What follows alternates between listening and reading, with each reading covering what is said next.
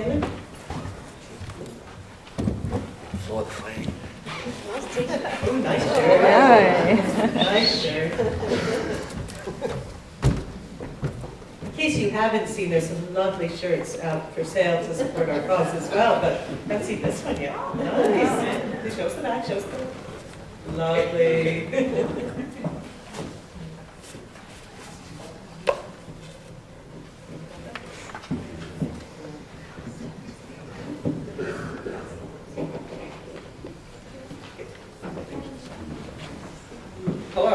Hello, I'm Colin Pemberton. I'm with the Safe Children Society that was put into place last weekend.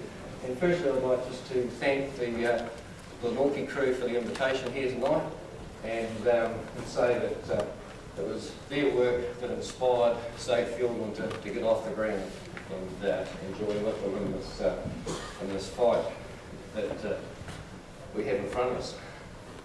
I first visited Milford Sound in the Hollyford Valley in 1965, and to say the place is special to me is an understatement.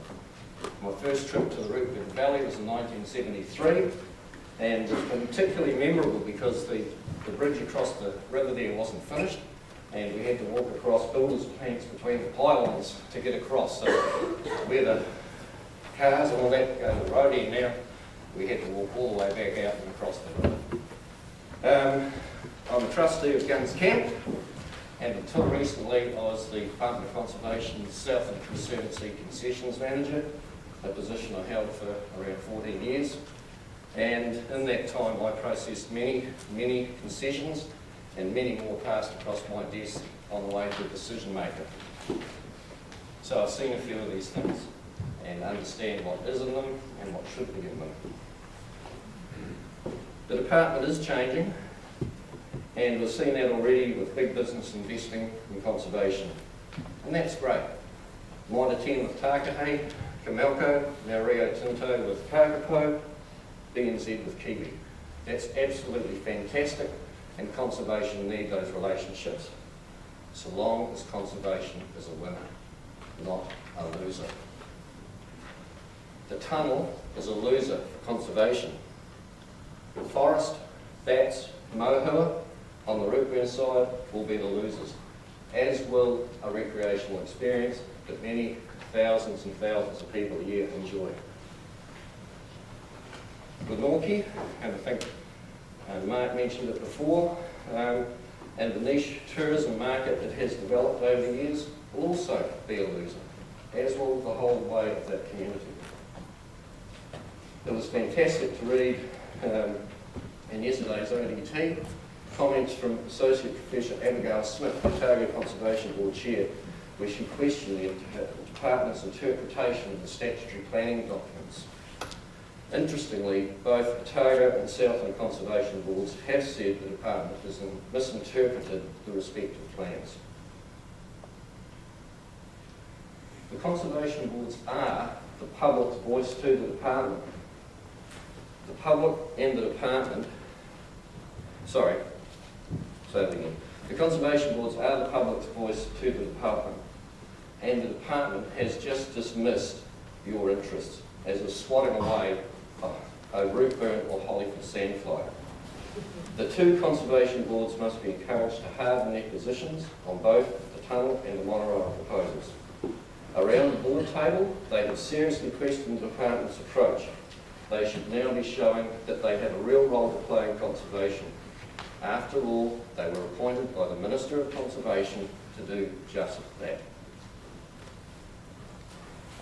As a trustee of Guns Camp, I was very concerned on the impact the tunnel would have on the camp, the only 1930s public works camp still operating in New Zealand, a heritage icon. Very similar to Glenorchy, the experience offered by the natural environment would be absolutely ruined forever. With Stop the Tunnel Glenorchy providing the inspiration, Safe Fieldland was conceived and of last Sunday delivered in the form of an incorporated society to take this essential fight to the government on behalf of the people of New Zealand, who, after all, own these national parks. This is a New Zealand issue. The risks associated with the presidency's proposals we set are immense. Therefore, it affects people in Auckland, in Rotorua, in Wellington, Nelson, and the rest of the country. Tourism in this part of New Zealand depends to a large extent on the protected natural areas of public-owned lands to attract people who spend money with tourism operators and business in Queenstown alike. To destroy the very natural beauty that brings the business doesn't make sense. You might think it won't affect Queenstown, but it will. What about the major road upgrade between Queenstown and Glenorchy, including a number of bridge widenings and replacements? Who will pay for that? The local Queenstown Lakes District ratepayer? The taxpayer? Not only have these questions not been answered, but QLDC won't engage. Information about the whole project, the cost and who is expected to pay must be laid on the table now. It's a whole project, roading, tunnel, roading, not just a tunnel. Can Milford Dart front up with 400 to 500 million needed for the tunnel plus the roading upgrades at each end? Who knows, as that's not being discussed in the public arena, but it should be. There are so many parts of this application that dock consideration with information lacking and questions unanswered that defies belief. Many local concessionaires have scratched their heads when looking at what they had to do to satisfy DOC for minuscule applications in comparison to these. I'll leave you with one example. MDL say 1%, there's a 1% risk of contamination in the Holyford River from runoff of the 270,000 cubic metres of spoil that will be taken from the tunnel and laid beside the Holyford River. This is in an area where annual rainfall is measured in metres, not millimetres. So I repeat, MDL in its application said there was a 1% risk. DOC's independent auditors have said there's a 50% risk of contamination. That's a 49% difference in risk of contamination occurring. And DOC approved it. Approved it, but the containment measures haven't yet been determined. They haven't been approved. And you, the public, won't have the opportunity to have a say on that. As with many other aspects of this approval, a number of things still to be worked through and agreed upon between the applicant and the department. They won't be involved in the public process that the rest of the application has had to go through. That is seriously outside the process of Part 3 of the Conservation Act dealing with the process of concessions. There's a big challenge here. It's encouraging to see you folk interested enough to come along and have a listen, and hopefully you'll go away from tonight as supporters of the cause of both the Glenorchy crew and Safe Shore. Thank you.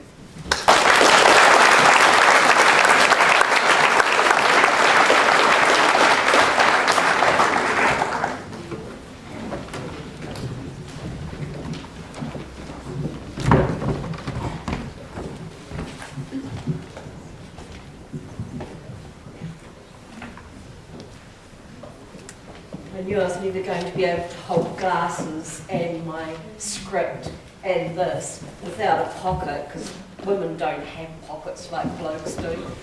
So the script's down there, I'll try to remember it. I'm Daphne Taylor. I imagine few of you know me, but I have lived in Fiordland for 20 years. So I'm coming at this from a tourism business perspective, and also as a resident of Fiordland from a conservation perspective, and the two absolutely belong together. I ran a kayaking company for 20 years, close to, sold a couple of years ago, but have chosen to remain in Fiordland. I'm kind of going to give you a bit of a history lesson, if you don't mind, of groups in Fiordland that have taken on the role of stewardship, because that's what the Safe Fiordland group is about, and recognises that Glenorchy were doing the same. anything that I could say about the tunnel from our end of it and the monorail, which hasn't been mentioned much yet, anything that Amanda said, that Mark said, that Philip said, apply to us as well. So I won't repeat that. But the history of Fiordland is one of stewardship. The first conservation ranger, a guy called Richard Henry, began down in Fiordland. He lived in Dusky Sound for about 13 years, if you can imagine that, trying to translocate birds from the mainland to the offshore island, Resolution Island in this case. And he did that in order to try to protect birds like the kakapo, the kiwi, from extinction. And that was 1894, I think it was. So there was quite a good tradition started there. Then came guys like Don Merton, who recognised the saddleback needed protection, and so he looked at some offshore islands that didn't have those dirty rats on them, and he did some translocation of the saddleback that ensured its survival. And we've got conservation trusts in Fiordland continuing that work now, and one or two wine companies from this area helping us with that. And that's brilliant. And then along came this threat in the 1960s called the hydroelectric power development for Te Anau and Manapori, and the two areas were to be flooded, as were the shorelines around the lakes, and all sorts of devastation was to occur, until Sir Alan Mark, who has kindly offered to be our patron, and one or two others, put together a group called Save Manapori. Our name, Save Fiordland, pays homage to that group, because 1972, I think it was, they changed the government on the strength of their arguments for saving Manapori, because they recognised not only were they doing the job for conservation of the area, but they were doing it because it made good business sense.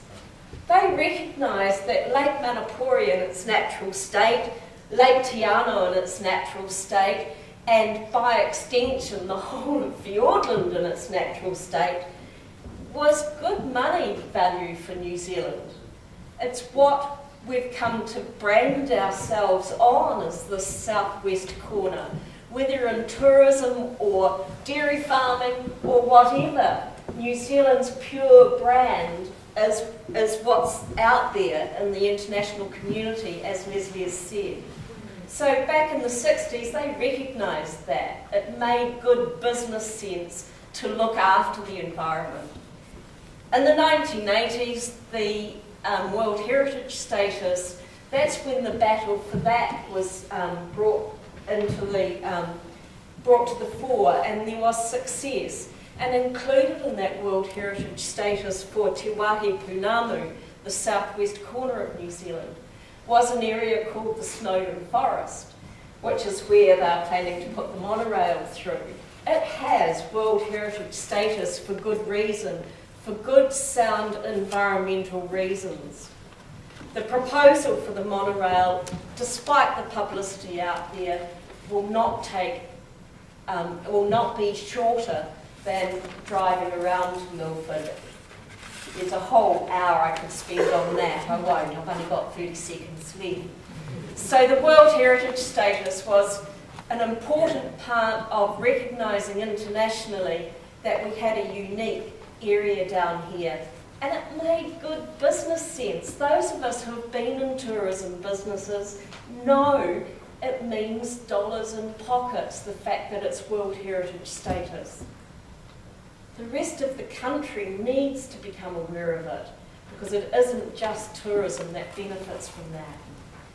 The next group that came along was a group called the Fiordland Marine Guardians in the 90s, when they recognised that the fjords needed looking after, and part of that was based on business. The lobster industry needed a close look at itself. And so a group was formed called the Fiordland Marine Guardians, again, the conservation and the business were working together because it made good sense.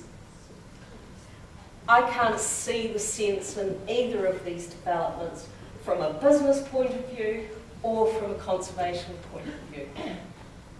Thank you.